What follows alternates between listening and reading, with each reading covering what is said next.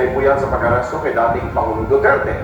Paglilinaw at iginit ng Malacanang, nakasagot na nila ang mga kaukulang taong higil dito. Report mula kay Mean Corvera. Hindi na pinababalit ng Malacanang ang mga miyembro ng gabinete at iba pang opisyal ng ehekutibo sa investigasyon ng Senado ukol yan sa pag-aresto kay dating Pangulong Rodrigo Duterte. Sa sulat ni Executive Secretary Lucas Bersamin na ipinadala ni Senate President Francis Escudero at Senator Amy Marcos na chairman ng Senate Committee on Foreign Relations, tinanggihan ang imbitasyon sa muling pagdinig sa Huwebes. Katwiran ni Bersamin, dumalo at nasagot na ng mga opisyal ng iba't ibang ahensya ng gobyerno ang mga tanong ukol sa pag-aresto sa dating Pangulo sa unang pagdinig ng Senado noong March 20 at kasunod dito ang paglalabas ng comprehensive findings ng Komite ni Marcos. Inulit din ng kalihim ang pag-invoke ng executive privilege na tumutukoy yan sa confidentiality ng pagkipag-usap ni Pangulong Bongbong Marcos sa mga miyembro ng gabinete. Bukod dito, sub judice ang gustong siyasatin dahil mayroon ng 4 na petisyon sa Korte Suprema na kumukwestiyon sa pag-aresto sa dating Pangulo at sa pagsusuko sa kanya sa International Criminal Court.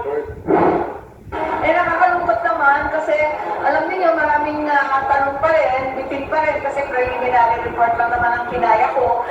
Marami pa rin katanungan ng taong bayan. Ang dami na nagte-text, nagtatanong. Tapos, marami rin bagong informasyon na sana maging pagkakataon para yung mga magulong sagot, yung hindi magkatugma-tugma ng mga datos, at saka yung mga katanungan ng taong bayan, sana pagkakataon yun para maisagot ng ating gobyerno.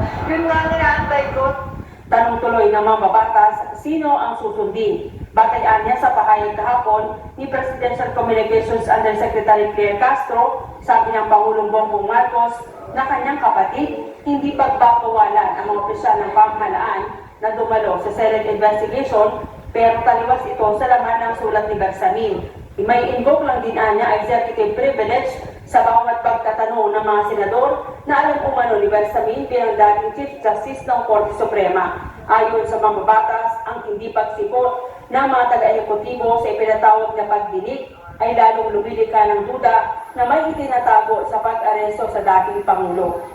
Noong nakaraang linggo, naglabas na ng preliminary report ang Committee on Foreign Relations kung saan sinabing nalabag ang maraming karapatang pantao ng dating Pangulo nang arestuhin batay sa warrant of arrest mula sa International Criminal Court na itinaan sa Red Diffusion ng International Criminal Police Organization o Interpol.